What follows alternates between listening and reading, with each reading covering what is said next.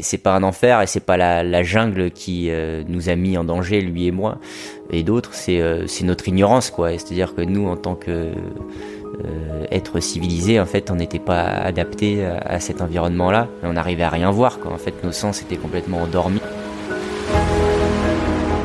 Bonjour, je suis Sandrine Mercier, rédactrice en chef de AR. Et tu écoutes Aller-Retour, le podcast du magazine Voyageur avec Elliot Schoenfeld. Dans la première partie du podcast, on l'a suivi dans les immensités d'Alaska, bien mal préparé avec son sac de couchage, 15 degrés confort alors que la neige arrivait. On retrouve dans le numéro 69 de AR des bonnes feuilles de son dernier livre, Alaska sur la piste de Telakwana, paru chez Payot. Ça chauffe bien ma canaille. 3e feu avec du bambou par friction. Avant l'Alaska, il y a eu l'Australie, l'Islande, la Mongolie, l'Himalaya et l'Amazonie. Toujours en quête de territoire vierge, Elliot a cherché à devenir plus libre encore. Et à 28 ans, il est devenu le plus jeune aventurier de la SEF, la Société des explorateurs français, aux côtés de personnalités au parcours extraordinaire, comme Paul-Émile Victor, Jean-Louis Etienne ou Christian Clot. Alors comment il a fait, Elliot, pour entrer si jeune dans cette noble institution ? Océane Wosanski la raconte. J'ai écrit une belle lettre.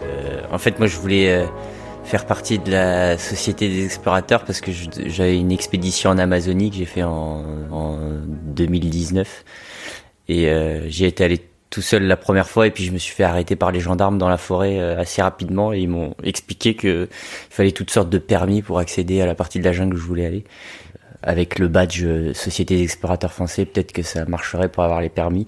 Et en fait, j'ai même pas utilisé ça, j'ai menti, j'ai dit que je voulais juste faire un petit voyage d'une semaine en Guyane et donc j'ai pu avoir le permis. Et puis après une semaine, j'étais trop loin pour que quiconque vienne me chercher, quoi. Donc un statut que tu n'avais pas encore quand tu t'es retrouvé à 19 ans, seul par accident dans une forêt tropicale.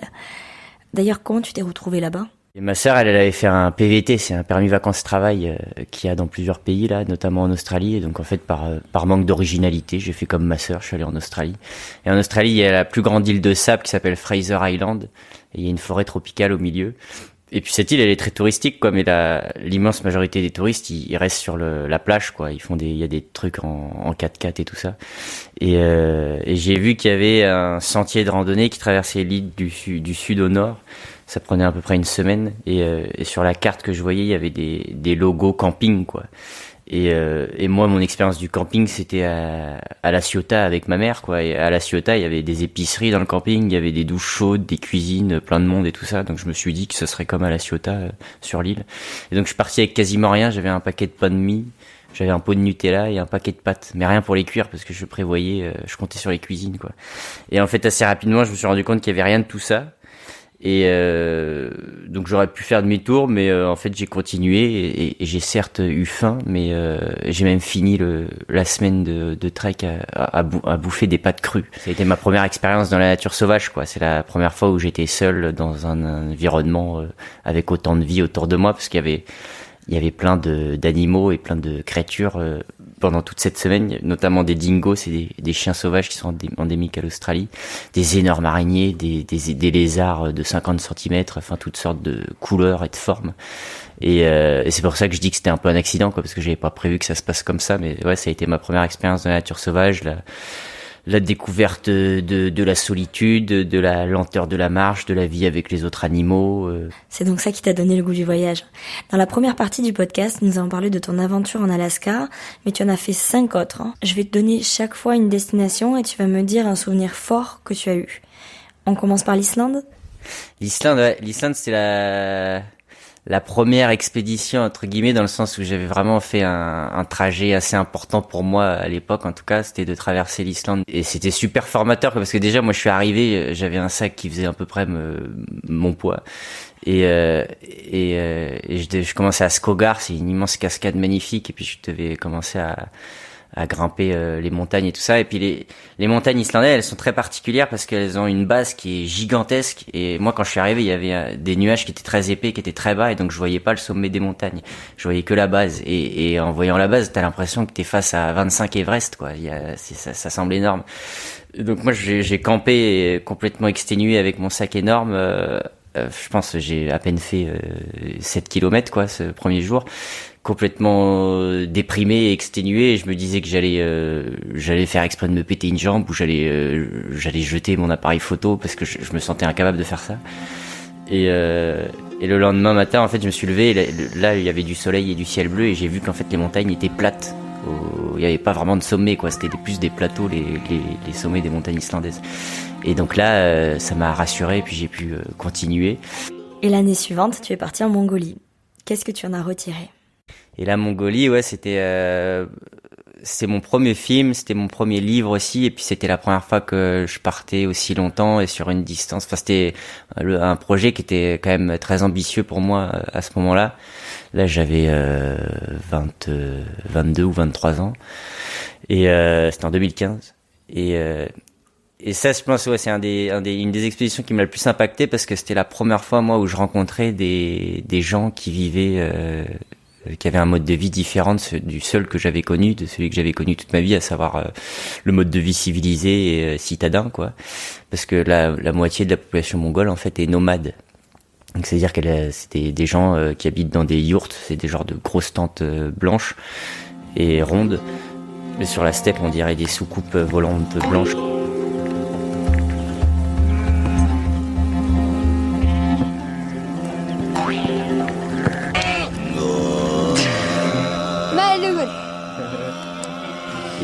Et donc c'est la première fois que je voyais des gens et des communautés et des camps entiers qui vivaient de manière autonome et indépendante et libre. C'est-à-dire qu'ils se faisaient leurs fringues eux-mêmes avec le bétail qu'ils avaient. Ils avaient soit des yaks, soit des vaches, soit des moutons, soit des chèvres, parce qu'ils produisaient leur propre nourriture. Avec leur bétail, ils faisaient du fromage blanc, du beurre, de la viande, de toutes sortes de choses. J'ai envie de pleurer, putain.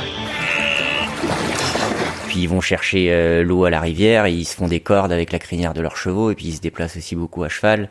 Donc c'était assez extraordinaire de découvrir ces gens-là, quoi. Et ça m'a pas mal réconcilié avec l'humanité, moi, parce que jusqu'à présent, je considérais que le problème c'était l'homme en tant que tel, quoi, que comme si de manière intrinsèque l'homme était destructeur de ce qui l'entourait et du vivant.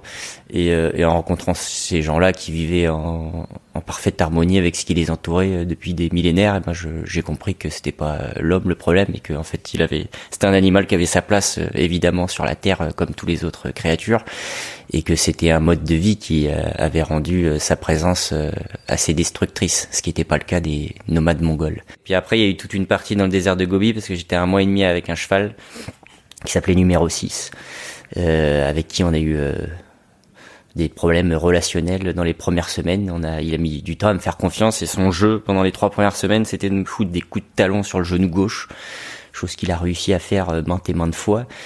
Donc j'ai pris mon temps, on a été patient, j'ai essayé de trouver les mots, il a essayé de trouver les hennissements, et on a fini par bien s'entendre et à finir le voyage bien copain. On a déjà parlé de ton dernier voyage en Alaska, ce n'était pas la première fois que tu y allais. En 2016, tu as découvert comment être autonome, et j'aimerais savoir comment tu t'y es pris. Moi, mon rêve déjà, c'était de voir des grizzlies, de voir des ours, quoi, et j'ai pas été déçu parce que j'en ai vu plein. Et c'est aussi le premier voyage où j'ai découvert l'autonomie alimentaire. Mais c'était malgré moi, j'avais pas prévu en tout cas. Mais j'étais parti avec pas grand chose, et il y a eu une période de 3 semaines où j'ai croisé aucune présence humaine, aucun village, et donc mes réserves ont commencé à s'amenuiser. Et c'est là où j'ai appris à pêcher en tout cas, et puis j'ai appris à accueillir des baies, et puis j'avais acheté un petit bouquin sur les champignons qu'on trouvait dans la forêt. Donc pendant plusieurs jours, 1 semaine, j'ai réussi à me nourrir par mes propres moyens, et ça a été une découverte magique, quoi, parce que la fois où j'ai trouvé mon premier poisson et que je l'ai bouffé, j'ai l'impression d'être l'homme le plus libre au monde, quoi, parce que jusqu'à présent, moi, je devais toujours revenir dans un village ou dans la civilisation pour pouvoir ensuite repartir dans la nature sauvage. Et là, le fait de pouvoir trouver sa propre subsistance dans le bush d'Alaska, comme l'avaient fait les peuples premiers, comme certains le font encore, et ben ça a été redevenir libre et savoir vivre en fait dans ces endroits-là de manière autonome avec ce qui nous entoure. Et ben c'est vraiment le fil d'Ariane en fait des expéditions qui ont suivi. Donc en Alaska, tu as expérimenté l'autonomie alimentaire, et dans l'Himalaya, tu es allé vers une autonomie matérielle, c'est ça ? Ouais, et l'idée de cette expédition, c'était de traverser toute la chaîne himalayenne en partant du Cachemire indien, et je suis allé jusqu'au Népal, à 300 km de Katmandou, dans un des lacs les plus hauts du monde qui s'appelle le lac Phoksundo. Et là, l'idée pendant tout ce trajet, donc ça m'a duré 4 mois et demi, 5 mois, c'était de partir avec tous les objets avec lesquels je partais en général en expédition, à savoir des objets industriels, donc une tente, un briquet, un sac à dos Décathlon avec 37 matériaux différents, tout un réchaud, tous les objets un duvet, tout ça, tous les objets qu'on prend quand on part dans le sauvage ou dans la nature. Et l'idée, c'était de m'en séparer, quoi, et de les remplacer avec des choses que j'arrivais à me fabriquer dans la nature et dans tous les coins que j'allais traverser. Et j'avais choisi l'Himalaya pour faire ça parce qu'il s'avère qu'il y a, comme en Mongolie, il y a encore, il y en a moins, mais il y a encore des peuples nomades qui habitent notamment dans les montagnes du Ladakh. Et il y a aussi une des dernières tribus de chasseurs-cueilleurs qui habite dans les basses montagnes du Népal. Et puis il y a plein de villages en fait qui sont en autarcie quasi complète et donc qui savent faire des choses avec leurs mains, quoi, et qui comprennent le territoire dans lequel ils vivent. Donc j'ai terminé au fur et à mesure d'expédition, j'ai réussi déjà à remplacer mon sac avec un sac que j'ai tissé en bambou et que je portais avec une corde sur le front, là, c'est comme ça qu'ils font les Népalais. Et j'ai remplacé mon duvet par 2 grosses peaux de chèvre que j'ai transformées en manteau / duvet. Et puis j'ai abandonné ma tente et j'ai dormi dans des grottes où je me construisais des abris. Et pour la première fois aussi là-bas, j'ai réussi à faire du feu par friction. Il y a une technique avec du bambou et qui permet, je crois que c'est la technique comme une scie à bois, quoi, et ça permet de faire du feu. Ça m'a pris 6 heures, mais j'ai réussi finalement à faire du feu et j'en ai fait 2 fois après. Et ça aussi, ouais, ça c'était magique comme moment. C'était un peu comme pêcher mon premier poisson, quoi. C'est-à-dire de faire une flamme de ses propres mains, c'est assez... t'as l'impression d'être un super-héros, t'as l'impression d'avoir un pouvoir incroyable, quoi, à savoir celui de te chauffer tout seul, quoi, par tes propres moyens. Et donc faut quand même que je continue à améliorer la technique parce que ça met un peu de temps. Enfin, faut pas être fumeur, quoi, quand on fait du feu par friction, parce que tu mets 2 heures. Enfin, en tout cas moi je mets 2 heures.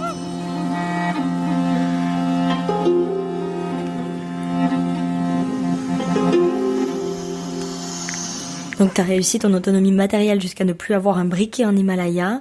Et après, il y a eu la fameuse Amazonie dont tu nous parlais en introduction. Et après, il y a eu l'Amazonie, ouais, qui est une expédition qui est assez différente de toutes les autres. Parce que c'est la jungle amazonienne et parce que contrairement aux expéditions précédentes, parce que certes je pars toujours tout seul, mais en fait en Mongolie par exemple j'ai vécu les 3/4 de l'expédition avec des nomades. En toute la durée de l'expédition j'étais seul et donc c'était 46 jours l'expédition et pendant 46 jours j'ai croisé aucun humain, quoi. J'ai croisé plein de trucs mais pas d'êtres humains. Et donc il y avait ce truc où il y avait pas de plan B et la différence aussi dans la jungle amazonienne, c'est que mon téléphone satellite que j'emporte avec moi à chaque expédition, c'était la condition de mes parents pour que je fasse ça là. Et il marchait pas parce que sous la canopée ça capte pas. Et puis même physiquement, c'était une expédition qui était vraiment terriblement intense parce que déjà la première partie, c'était je devais remonter une rivière. Ce qui est un concept un peu particulier, quoi, parce que moi c'est plus pratique de les descendre avec le 15. Donc pendant 18 jours, je me suis battu contre le courant pour remonter, ça s'appelle la rivière Waki, et pour remonter à un endroit qui s'appelle le chemin des Émerillons, parce que je suivais un explorateur qui s'appelait Raymond Maufray, qui a disparu là-bas dans les années 50.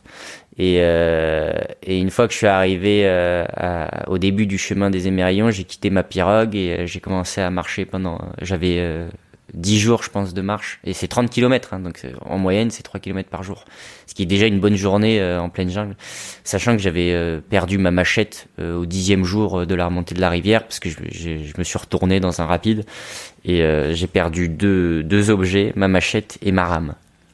Et c'est con parce que ma machette m'aurait aidé à reconstruire une rame, mais donc j'ai terminé toute l'expédition avec un opinel et j'ai réussi à me construire une rame avec un opinel en utilisant, il y a des lanes qui sont plates, je sais plus c'est quoi le nom, c'est peut-être liane plate d'ailleurs, et donc j'ai réussi à me créer une pagaie avec ça et à terminer. Le problème c'est la bouffe, j'en ai plus assez, je me rationne trop. Là ça va pas là, j'ai l'impression que mon corps me lâche.